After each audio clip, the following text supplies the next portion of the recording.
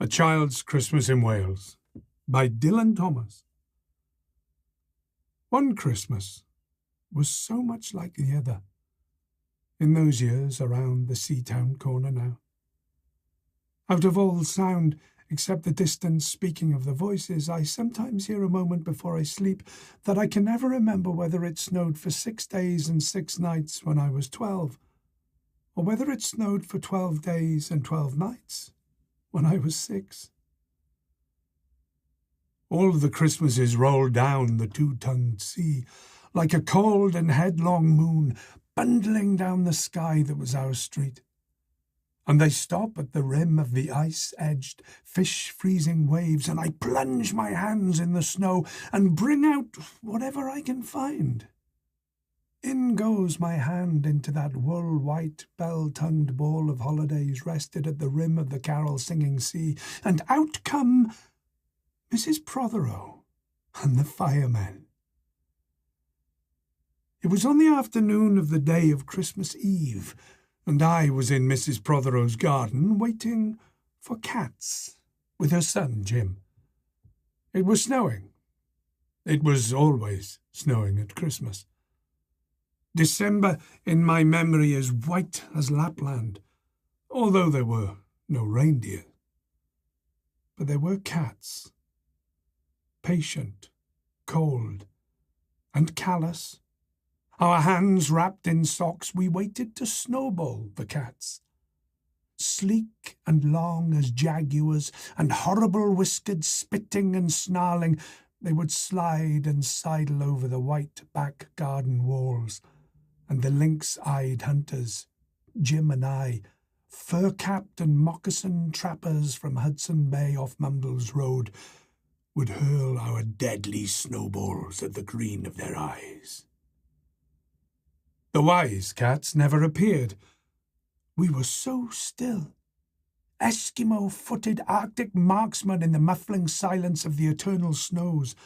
Eternal ever since Wednesday, that we never heard Mrs. Prothero's first cry from her igloo at the bottom of the garden, or if we heard it at all, it was to us like the far-off challenge of our enemy and prey, the neighbour's polar cat. But soon the voice grew louder. "Fire!" cried Mrs. Prothero, and she beat the dinner gong. And we ran down the garden with the snowballs in our arms towards the house, and smoke indeed was pouring out of the dining room, and the gong was bombilating, and Mrs. Prothero was announcing ruin like a town crier in Pompeii.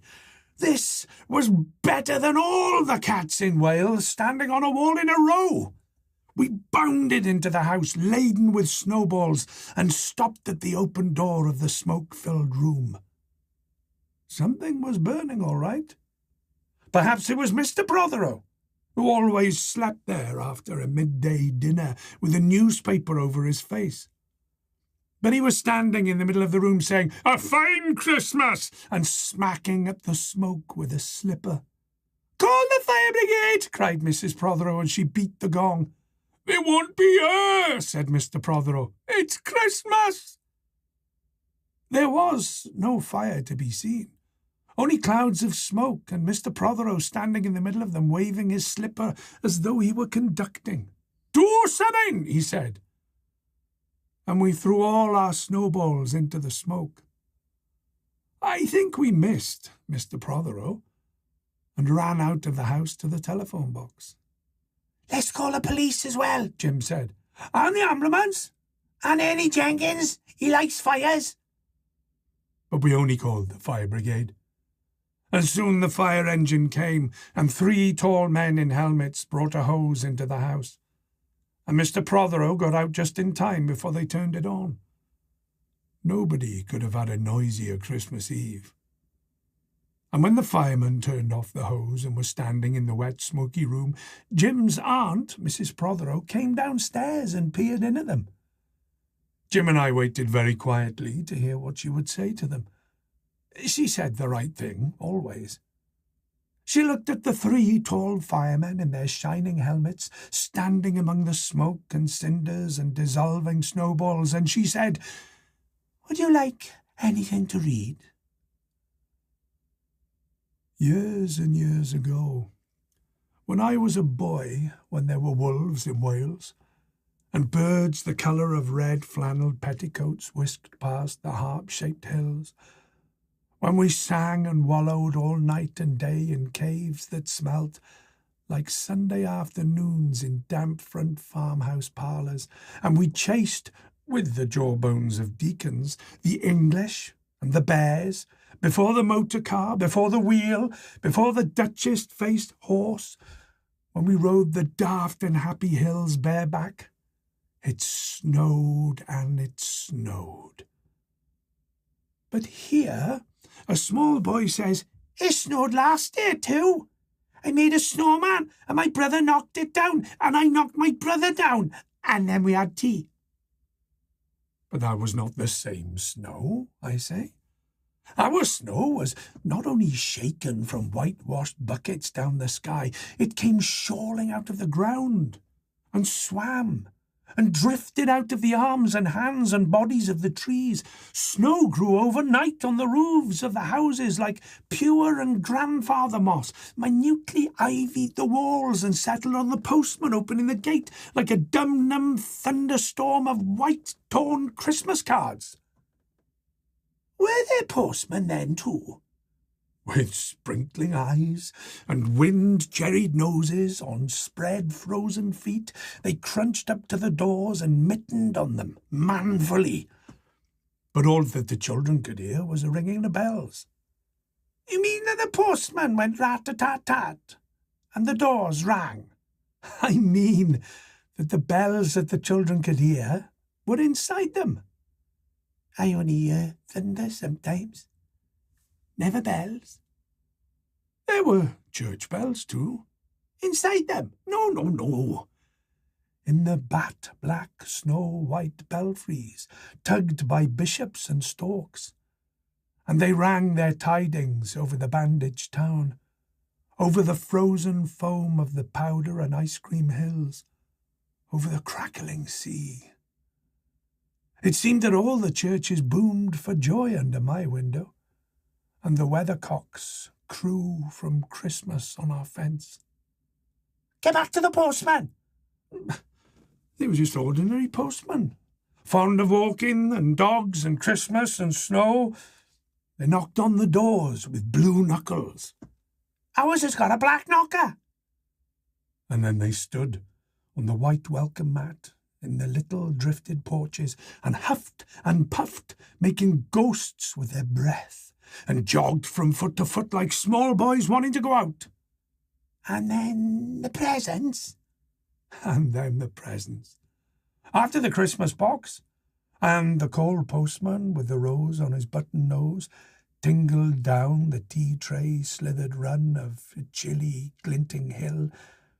He went in his ice-bound boots like a man on fishmonger's slabs. He wagged his bag like a frozen camel's hump. Dizzily turned the corner on one foot, and by God he was gone." "Get back to the presents." "There were the useful presents, engulfing mufflers of the old coach days, and mittens made for giant sloths, zebra scarfs of a substance like silky gum that could be tug-of-war down to the galoshes, blinding tam-o'-shanters like patchwork tea-cozies, and bunny-suited busbies and balaclavas for victims of head-shrinking tribes from aunts who always wore wool next to the skin. There were moustached and rasping vests that made you wonder why aunts had any skin left at all. And once I had a little crocheted nose bag from an aunt now, alas, no longer whinnying with us, and pictureless books in which small boys, though warned with quotation marks not to, would skate on Farmer Giles's pond, and did, and drowned.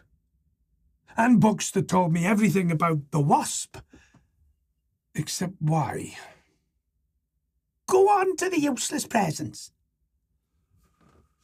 Bags of moist and many-coloured jelly babies, and a folded flag, and a false nose, and a tram conductor's hat, and a machine that punched tickets and rang a bell, never a catapult, once, by mistake that no one could explain, a little hatchet, and a celluloid duck that made, when you pressed it, a most un-duck-like sound, a mewing moo that an ambitious cat might make who wished to be a cow, and a painted book in which I could make the grass, the trees, and the sea, the animals, any colour I please, and still the dazzling sky-blue sheep are grazing in the red field under the rainbow-billed and pea-greened birds. Hard-boileds, toffee, fudge, and all sorts. Crunches, cracknel, humbugs, glaciers, marzipan, and butter Welsh for the Welsh. And troops of bright tin soldiers who, if they could not fight, could always run, and snakes, and families, and happy ladders, and easy hobby games for little engineers, complete with instructions. Oh, easy for Leonardo. And a whistle to make dogs bark, to wake up the old man next door, to make him beat on the wall with his stick, or to shake our picture off the wall. And a packet of cigarettes. You put one in your mouth, and you stood in the corner of the street, and you waited for hours in vain for an old lady to scold you for smoking a cigarette, and then with a smirk you ate it.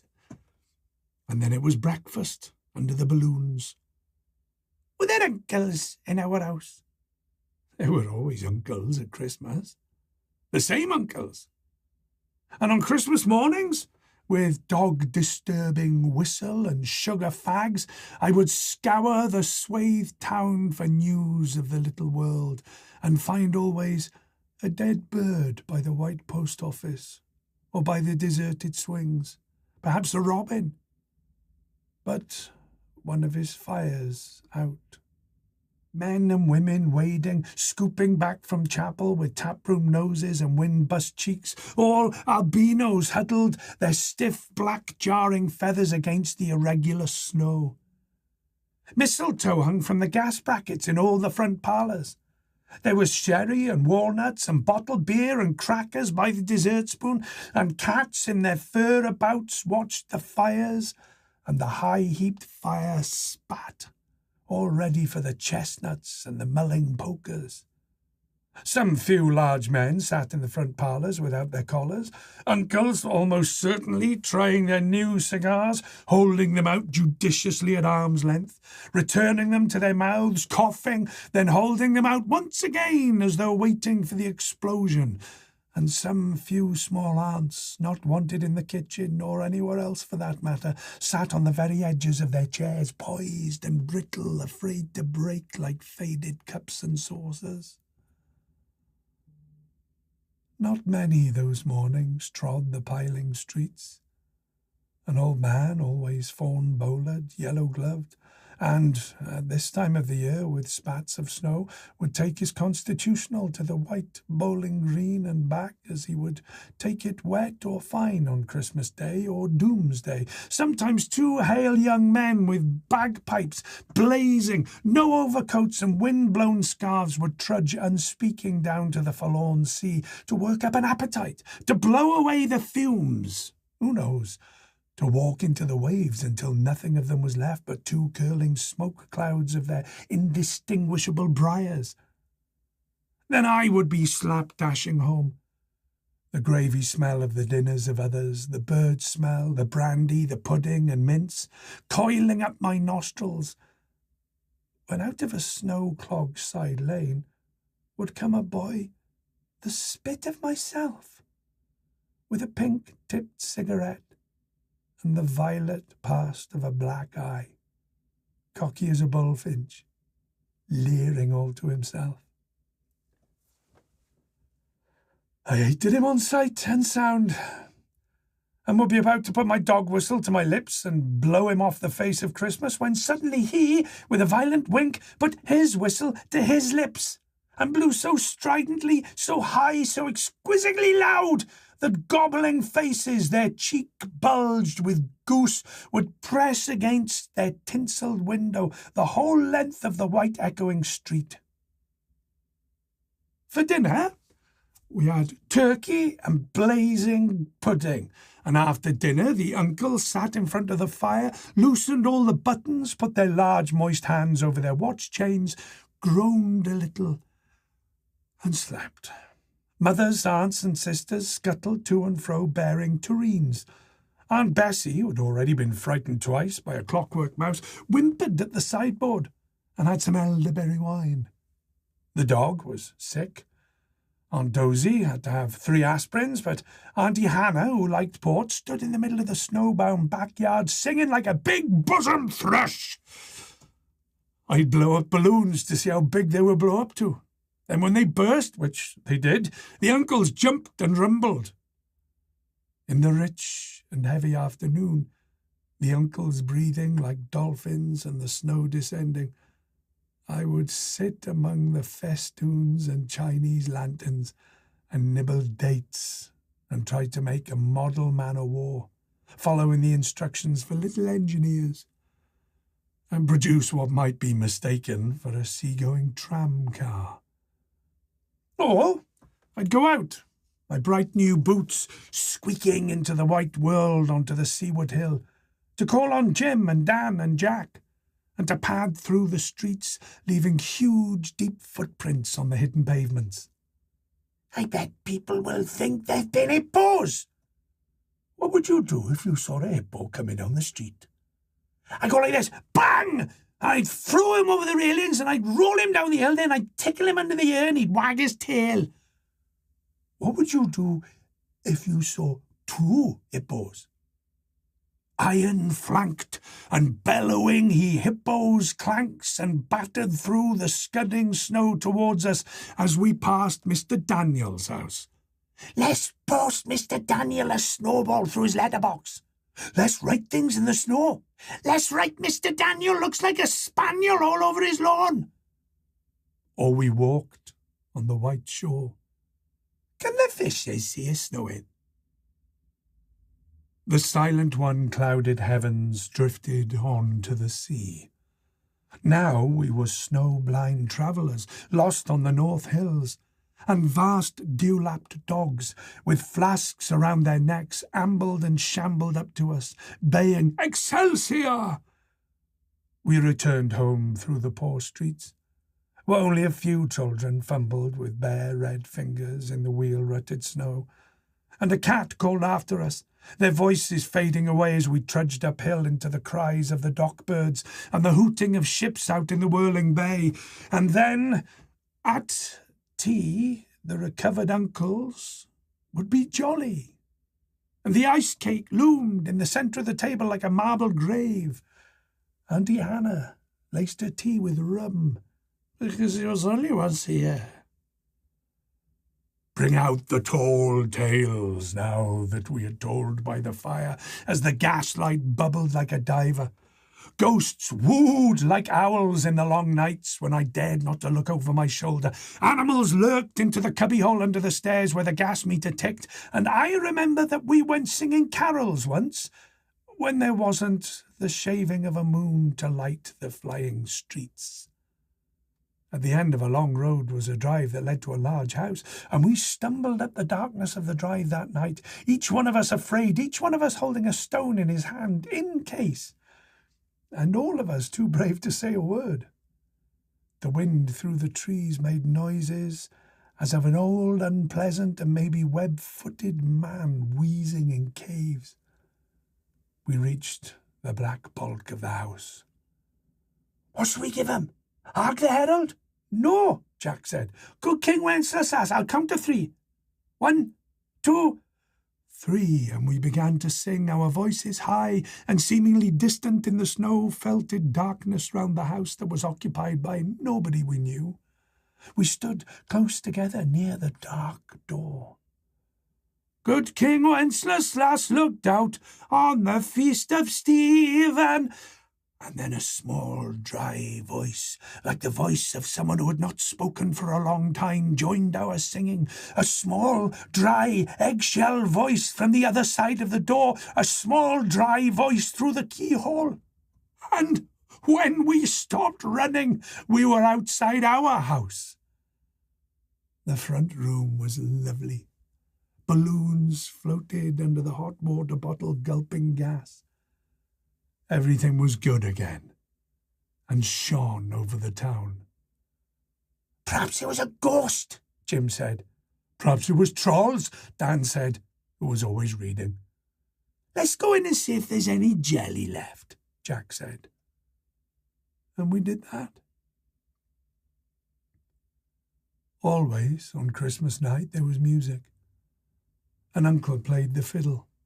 A cousin sang Cherry Ripe, and another uncle sang Drake's Drum. It was very warm in the little house. Auntie Hannah, who had got on to the parsnip wine, sang a song about bleeding hearts and death, and then another in which she said her heart was like a bird's nest, and then everybody laughed again. And then I went to bed. Looking through my bedroom window out into the moonlight and the unending smoke-coloured snow, I could see the lights in the meadows of all the other houses on our hill, and hear the music rising from them up the long, steadying falling night. I turned the gas down. I got into bed. I said some words to the close and holy darkness, and then I slept. The end.